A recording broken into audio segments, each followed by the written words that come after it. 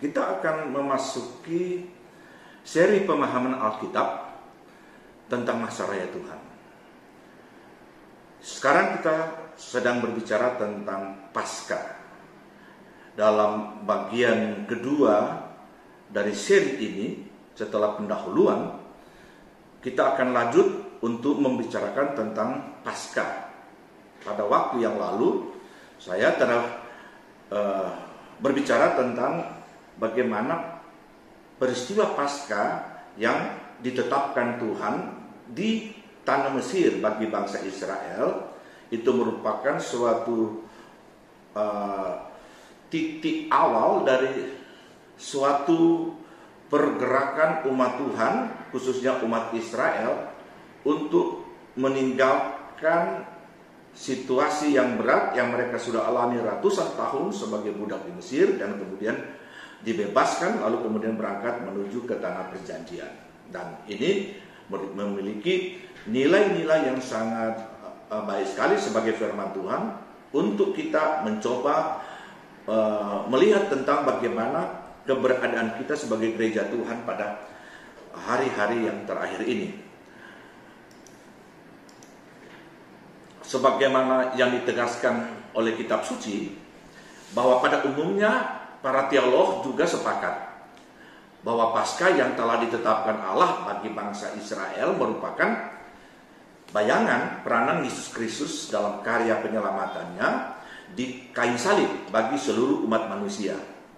Dan pada umumnya sebagai orang-orang percaya, para peneliti firman Tuhan, para teolog itu kemudian mengambil kesimpulan Paskah yang sesungguhnya itu adalah peristiwa penyaliban Yesus Kristus, bagaimana darahnya yang tertumpah menjadi harga tebusan untuk kita sebagai orang-orang berdosa untuk bisa dimerdekakan dari dosa, supaya kita akan berjalan menuju jalan terang yang telah disediakan oleh Tuhan. Ada seorang teolog hamba Tuhan yang cukup dikenal, banyak sekali buku-buku yang diterbitkan. Dia berkata begini: kalau Yesus Kristus disebut anak domba, tentu yang dimaksudkan berhubungan dengan karakternya. Dia penuh dengan kelemah lembutan, ketulusannya agung, tidak ada kesalahan sedikit pun. Dia itu jujur, bersih, penuh kehangatan, sederhana, bagaikan anak domba yang lugu. Tak ada kekerasan atau pemberontakan padanya. Tak sedikit pun bercak atau kecelaan dalam tabiatnya. Dia telah dinyatakan sebagai sempurna dan dinyatakan sebagai anak domba Allah. Tadi kita perhatikan tentang pemahaman yang harus kita tarik dari peristiwa penyembelihan anak domba. Itu semua itu diarahkan kepada peristiwa penyaliban Yesus Kristus. Keberadaan anak domba yang harus dipilih oleh bangsa Israel untuk disembelih itu menjadi gambaran tentang karakter dari Dia yang mati di atas kayu salib, Yesus Kristus Tuhan kita, yang menyerahkan hidupnya total semata-mata untuk keselamatan kita sebagai umat manusia.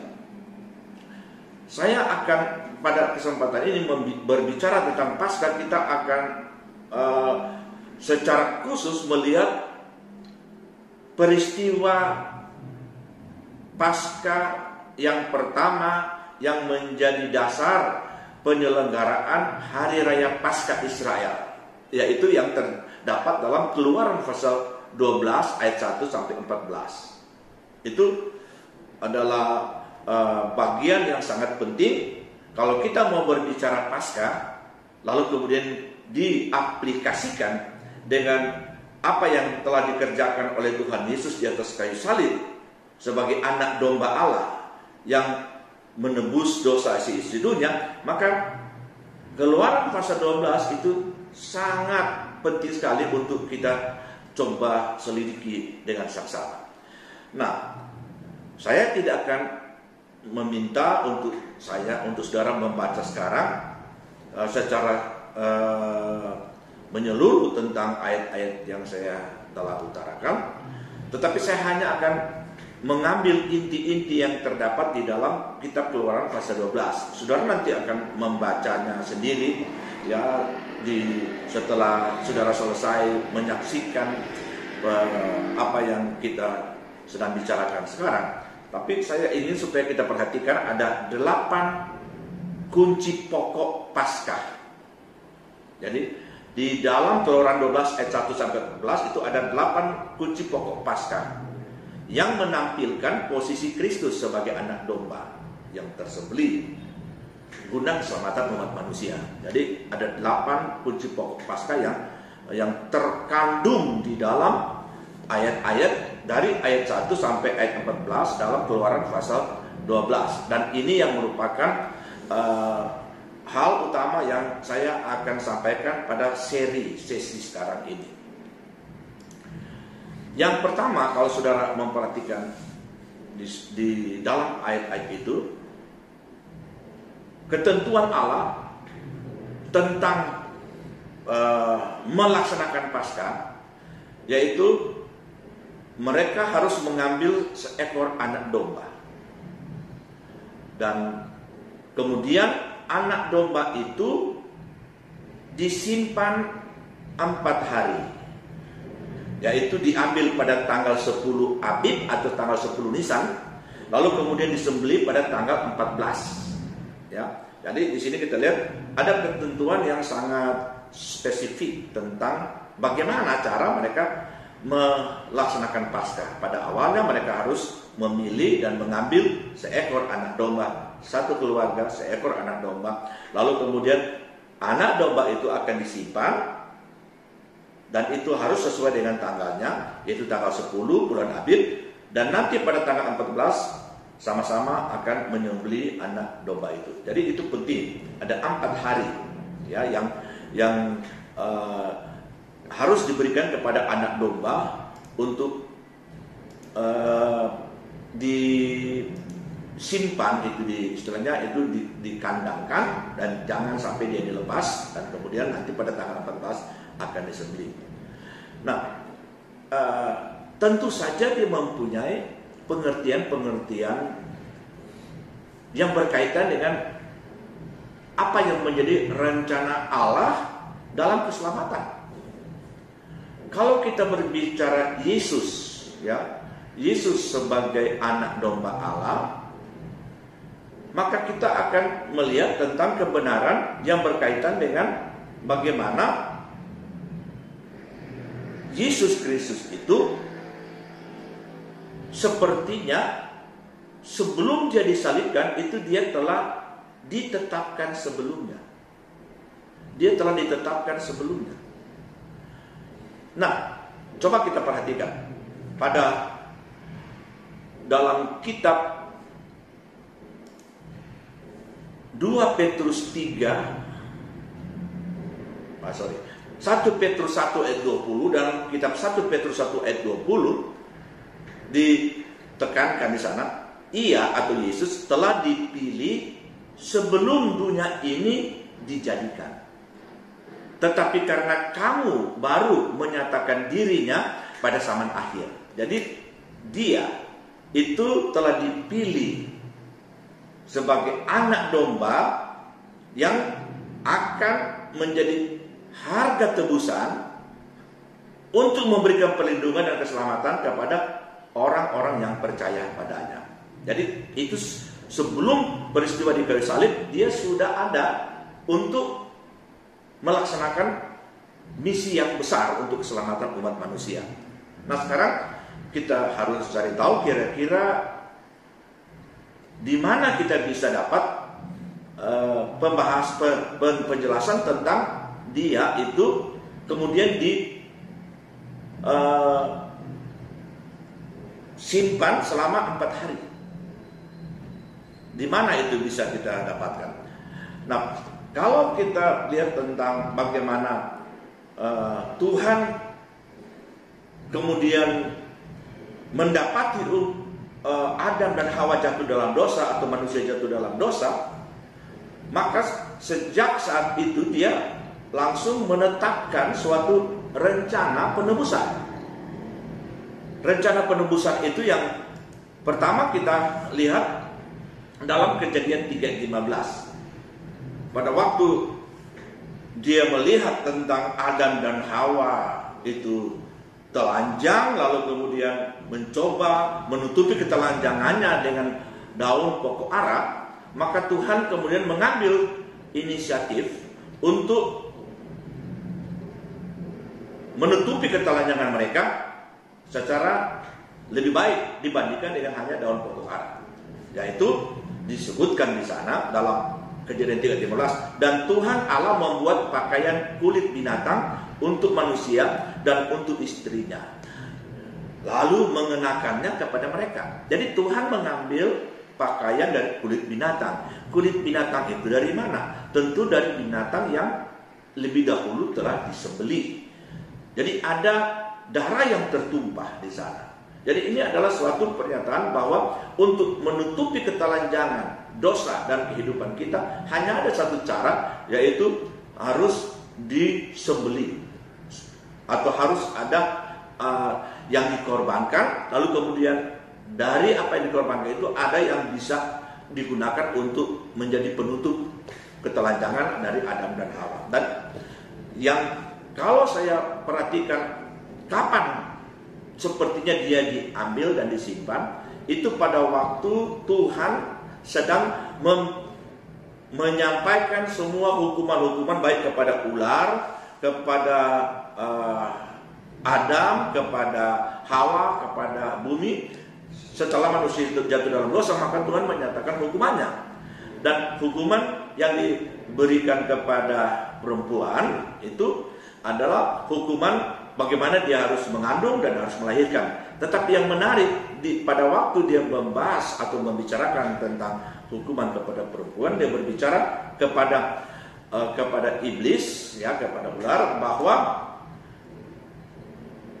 dia akan meremukkan benihnya. Jadi benih perempuan itu akan meremukkan kepalamu, ya, dan engkau akan mematuk tumitnya. Jadi ini adalah sesuatu yang penting dari domba yang disembelih. Lalu kemudian dia berjanji kepada iblis, kepada ular itu, bahwa nanti kepalamu akan diremukkan oleh benih perempuan. Nah, kemudian kita tahu bahwa benih perempuan itu dalam perjalanan sejarah dari semua keturunan Adam dan Hawa, itu hanya ada satu benih yang hebat sekali, yang mampu untuk meremukkan kepala dari setan, iblis, kuasa kegelapan. Itu adalah Yesus Kristus. Pada waktu dia mati di atas kayu salib, ya, memang kelihatannya ada suatu penderitaan, ada sesuatu yang kurang menyenangkan bagi kehidupan seorang Yesus yang harus disalibkan. Tetapi sebenarnya dia sedang melakukan satu karya besar, yaitu meremukkan kepala ular, sehingga kita yang percaya kepada Yesus tidak akan takut lagi kepada gangguan dan pengaruh daripada kuasa kegelapan, karena dia telah menang. Rasul Paulus berkata dalam 1 Korintus 15, "Hai maut, di manakah sengatmu?" Dia berbicara tentang kekalahan total dari iblis yang tadinya menganggap dia telah menguasai umat manusia. Tetapi Yesus Kristus telah berhasil mengalahkan dia. Nah, ini kita lihat dia diambil pada tanggal 10 dan disembelih pada tanggal 14. Itu ada 4 hari. Kalau kita mencoba untuk memahami, memang pada waktu Adam dan Hawa keluar dari Taman Eden, jatuh dalam dosa dari Taman Eden, lalu kemudian Allah menetapkan kebenaran ini. Memang kalau kita hitung dalam perhitungan-perhitungan yang sesuai dengan yang kita ketahui, itu kurang lebih ada 4 hari. 4 hari. Ya, 4 hari bagi Tuhan, ya, itu 1000 hari, 1000 tahun bagi kita. Seperti dalam 2 Petrus 3:8 bagian B, bahwa di hadapan Tuhan 1 hari sama dengan 1000 tahun. 1000 tahun sama dengan 1 hari. Jadi 4 hari, 4.000 tahun setelah peristiwa penjatuhan itu, kemudian Yesus disalibkan. Jadi memang kita tahu ada zaman Bapa dan zaman anak, dan ujung zaman anak itu kurang lebih ada 4.000 tahun dari zaman Bapa, ya, atau dari zaman Adam jatuh dalam dosa dan kemudian sampai keselamatan bisa kita terima. Jadi kita lihat tentang bagaimana kunci pokok pertama menyatakan bahwa apa yang dilaksanakan oleh bangsa Israel kepada domba Paskah yang menjadi tanda Paskah untuk mereka selamat dari Mesir itu langsung kepada Yesus Kristus. Yang kedua yang dikatakan di dalam Keluaran pasal 12 ini, itu adalah domba berusia 1 tahun. Jadi kalau mau ambil anak domba, itu diminta supaya cari yang berusia 1 tahun. Nah, 1 tahun di sini itu dalam bahasa Inggris ditulis a lamb of the first year, ya. Itu induk dari domba itu belum pernah melahirkan anak-anak sebelumnya. Karena ini a lamb of the first year. Jadi 1 tahun, tetapi juga maksudnya itu adalah hasil dari induknya yang merupakan anak yang pertama. Jadi ini juga biasa dikatakan a firstborn lamb. Jadi yang pertama atau yang sulung. Jadi berusia 1 tahun, itu artinya 1 tahun dia merupakan anak pertama atau a firstborn lamb, ya, anak sulung. Seperti yang kita ketahui dalam pernyataan Rasul Paulus atau kebenaran yang Rasul Paulus sampaikan dalam Kolose pasal 1 ayat 15. Ia adalah gambar Allah yang tidak kelihatan, yang sulung, lebih utama dari segala yang diciptakan. Itu dalam Kolose 1 ayat 15. Jadi dia itu adalah gambar Allah, dia adalah yang sulung. Dan memang betul. Jadi dia itu adalah anak domba karena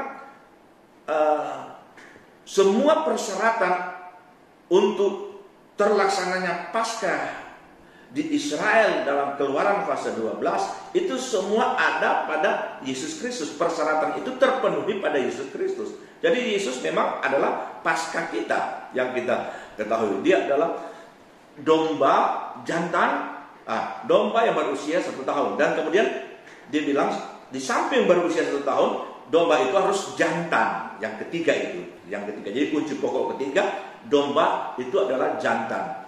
Kenapa tidak bisa betina? Sebab Tuhan memiliki hal-hal yang sangat penting untuk diketahui dari penetapan-penetapannya. Ada pengertian-pengertian yang sangat menarik untuk dipahami dan diketahui oleh orang-orang percaya. Kenapa domba jantan? Itu adalah pertanyaan. Sebenarnya kalau kita berbicara jantan di sini, ya, itu dalam pemahaman yang asli adalah berkaitan dengan sifat kesatrianya, siap berkorban. Dalam 1 Korintus 16 ayat 13, Rasul Paulus menyatakan sebagai anak-anak Tuhan, sebagai gereja Tuhan, kita harus bersikap sebagai laki-laki dan tetap kuat. Karena kita akan berhadapan dengan berbagai situasi dan kondisi. Kita harus bersikap sebagai laki-laki. Karena Yesus itu bukan seorang pengecut.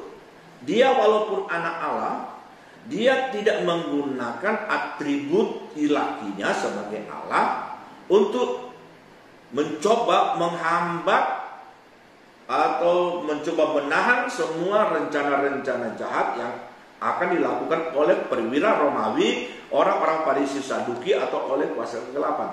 Dia siap untuk menerima segalanya karena apa yang akan dijalaninya di atas kayu salib itu merupakan misi besar untuk dia bisa menyelamatkan umat manusia dari segala kesalahan dan dosanya. Maka itu dia bersikap laki-laki.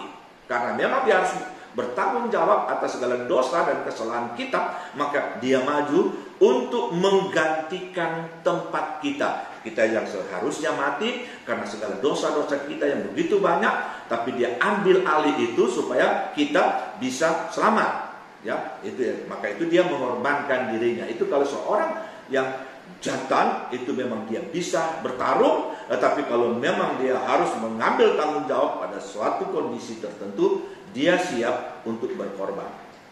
Maka itu Rasul Paulus juga berkata dalam 1 Korintus 15 ayat 58, karena itu saudara-saudaraku yang berkasih, berdirilah teguh, jangan goyah, dan giatlah selalu dalam pekerjaan Tuhan. Jadi ini adalah sikap dari anak domba jantan itu, atau Yesus Kristus, yang harus kemudian kita ambil menjadi sikap kita dalam kehidupan keselamatan. Jadi yang sudah ketiga kita bahas, dan kita masuk pada yang keempat. Kunci pokok yang keempat atau persyaratan anak domba, atau apa yang harus diperhatikan oleh orang Israel untuk penyembelihan anak domba yang dilaksanakan di Mesir, itu domba yang tak bercacat celah. Jadi mereka harus periksa baik-baik, ya, periksa dengan sungguh-sungguh tentang domba yang mereka sudah ambil, yang mereka sudah pilih dan kemudian disimpan. Mereka harus periksa. Jadi itu selama 4 hari, itu sebenarnya waktu-waktu di mana mereka akan mencari tahu apakah domba itu ada sesuatu yang kurang benar dalam tubuhnya. Ya, apakah dia sakit, atau apakah dia ada luka, ya, bekas ini dan bekas itu, ya, dia ada penyakit kutu dan sebagainya. Itu semua harus bersih. Ya, dia jangan bercacat. Dan memang itu sudah terbukti di dalam kehidupan anak domba Allah, Yesus Kristus. Dalam pemahaman yang harus kita tahu bahwa pribadi Yesus benar-benar sempurna. Memang dia tak bercacat celah, tak ada kesalahan padanya ataupun noda-noda dosa. Dia bebas dari segala jenis cacat apapun. Rasul Paulus berkata, dia yang tidak mengenal dosa, itu dalam 2 Korintus 5:21, ya. Dia yang tidak mengenal dosa telah dibuatnya menjadi dosa karena kita, supaya dalam dia dibenarkan oleh Allah. Dalam dia kita dibenarkan oleh Allah. Haleluya. Itu adalah sesuatu yang sangat. Jadi betul bahwa memang Yesus Kristus itu satu-satunya yang dapat memberikan jaminan keselamatan. Dia yang mengambil alih, dia tidak berdosa, tapi sepertinya sebuah dosa kita itu ditimpakan kepadanya. Dia sedot, dia ambil semua dosa kita, dia bawa itu kayu salib, dia pakukan itu di sana. Sebagai anak domba yang tak bercela, dia layak untuk melakukan itu. Yang kelima, seekor anak domba itu untuk satu keluarga. Jadi yang kelima itu persyaratan yang harus diperhatikan oleh bangsa Israel. Kalau mereka mau menyembelih anak domba, maka ya semua keluarga. Jadi kalau dia orang tua tambah anak-anak dan orang yang tinggal di situ, ya, biasanya di dalam rumah-rumah Israel itu memang ada dikumpul semua saudara-saudara. Tetapi persyaratan untuk satu keluarga itu maksimal 20 orang. Jadi dari 4-5 orang atau sampai itu harus menyembelih 1 ekor domba. Jadi seekor domba untuk satu keluarga. Dan ini mempunyai suatu implikasi pemahaman yang cukup baik tentang kematian anak domba Allah di atas kayu salib. Itu menyatukan keluarga-keluarga umat Tuhan, bahkan menyatukan seluruh orang percaya ke dalam satu keluarga besar. Dalam 1 Petrus 2 ayat 9, tetapi kamulah bangsa yang terpilih. Ya, kalau dalam bahasa asli sebenarnya keluarga yang terpilih atau generasi yang terpilih, a chosen family atau a chosen generation, ya, a chosen generation. Dikatakan kamulah chosen family, keluarga yang terpilih. Di sini tulis bangsa yang terpilih, imamat yang rajani, bangsa yang kudus, umat kepunyaan Allah sendiri, supaya kamu memberitakan perbuatan-perbuatan yang besar dari Dia yang telah memanggil kamu keluar dari kegelapan kepada terangnya yang ajaib. Jadi kita merupakan satu keluarga, karena anak domba Allah itu tersembelih untuk menghimpunkan seluruh orang-orang yang percaya di seluruh muka bumi ini menjadi satu keluarga, yaitu keluarga Allah. Maka itu kita selalu disebut sebagai anak-anak Tuhan, anak-anak Allah, anak Tuhan. Ya, itu artinya bahwa darah dari keluarga Allah itu mengalir di dalam kehidupan kita. Jadi kita lihat tentang pemahaman dan pengertian dari apa merupakan persyaratan dari Paskah Israel itu luar biasa. Ya, implikasinya di dalam kehidupan orang-orang yang percaya. Yesus itu kemudian menyatukan kita karena Dia itu anak domba Allah yang tersembelih, supaya seluruh keluarga itu menjadi satu. Itu merupakan salah satu hal yang memang diingat terus oleh orang-orang Israel. Jadi ada kalanya di antara keluarga mereka ada masalah dari sepanjang tahun yang telah berlalu. Jadi ya mungkin ya sampai tidak saling ngomong, atau kemudian ada pertengkaran, ya ada perselisihan, sehingga dalam sepanjang tahun yang berjalan itu keadaan keluarga itu menjadi tidak tidak harmonis. Tetapi pada waktu hari raya Paskah, semua mereka sudah tahu pada waktu hari raya Paskah semua mereka harus datang berkumpul bersama sebagai keluarga-keluarga, dan disitulah kemudian dipulihkan semua perselisihan itu. Maka itu Paskah menjadi sesuatu yang sangat penting, momentum untuk keluarga itu menjadi satu kesatuan.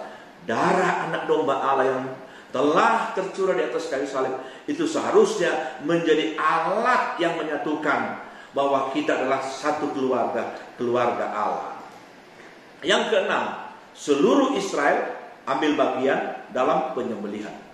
Tadi kita lihat pada waktu anak domba itu akan disembelih, maka semua orang dari semua keluarga kepada anak domba yang telah dipilih untuk disembelih, itu yang biasa yang akan menyembelih kepala keluarga dan orang yang memang ahli dalam penyembelihan di keluarga itu. Lalu seluruh keluarga itu dari orang tua sampai pada anak-anak, keponakan dan semuanya yang tinggal di situ itu akan berdiri ya mengelilingi prosesi penyembelihan anak domba. Sekarang apa hubungannya dengan Yesus Kristus? Hubungannya dengan Yesus Kristus begini. Jadi itu ada. Jadi kenapa itu harus mereka berhimpun bersama dan mengambil bagian dalam penyembelihan? Itu maksudnya bahwa semua anggota keluarga sepakat domba itu mati karena kepentingan saya. Itu maksudnya. Mati karena Paskah itu harus ditetapkan. Domba itu dengan darahnya yang kemudian mengalir, yang akan digosok pada ambang atas dan kedua tiang pintu, itu adalah demi perlindungan dan keselamatan saya. Maka itu mereka harus mengambil bagian. Nah, bagi kita, Yesus Kristus itu mati karena apa? Itu karena dosa kita. Kita memang tidak ada pada waktu Yesus disalibkan 2000 tahun yang silam. Tetapi kita berdosa sama dengan mereka-mereka yang hadir pada waktu itu. Dosa kita itu seperti yang mengakibatkan Yesus harus mati. Tanpa dosa umat manusia tak perlu Yesus datang dan tak perlu dia disalib. Jadi kita perhatikan baik-baik tentang Yesus mati itu karena saya, karena kita, karena dosaku. Ya, itu kita harus tahu bahwa karena kita, maka kemudian dia harus mati. Jadi kita mengambil bagian dari peristiwa kematian Yesus di atas kayu salib. Bukan kita langsung yang kemudian melemparkan tombak atau menghantam dengan paku dan sebagainya padanya. Tidak, kita tidak melakukan dengan cara itu. Tapi karena kita berdosa, maka dia harus menerima hukuman yang seperti itu. Jadi kita mengucap syukur bahwa dia rela untuk menanggung semuanya. Dan kita bersyukur seluruh kita itu memang ada bagian di dalam kematian Kristus. Maka kita, kalau kita mau selamat, kita menerima Dia, kita percaya kepada Dia, kita mengakui dosa kita, dan kita mengambil keputusan untuk meninggalkan semua perbuatan-perbuatan kita yang lama, karena Dia telah menyelesaikannya di atas kayu salib. Yang ketujuh yang kita lihat, ini yang paling utama di sana, bahwa pada waktu domba itu disembelih, darahnya itu harus ditampung, jangan dibuang. Darahnya itu harus ditampung, lalu kemudian kepala keluarga akan bersama-sama dengan keluarga akan pergi ke pintu mereka di bagian luar, lalu kemudian menggosokkan darah itu pada ambang atas pintu dan pada kedua tiangnya, pada kedua tiang pintu, ya, itu digosokkan darah. Karena itu merupakan inti dari Paskah itu sendiri. Sebab kalau kita perhatikan, ya, dalam pemahaman yang benar bahwa darah itu bagi bangsa Israel dan juga bagi kita itu merupakan tanah yang paling kuat bahwa penyembelihan itu telah berlangsung. Kalau tidak ada darah, tidak ada yang tersembelih. Kematian dan pengorbanan telah dilaksanakan. Nah, Yesus benar-benar mati di atas kayu salib karena darahnya telah tertumpah. Si Dr. Becker itu berkata dalam bukunya Sejarah Kerajaan Allah, itu mengemukakan darah domba Paskah, ya, darah domba Paskah menjadi lambang darah Kristus yang menebus dosa, dan anak domba itu lambang Kristus sebagai domba Allah yang mengangkut dosa isi dunia.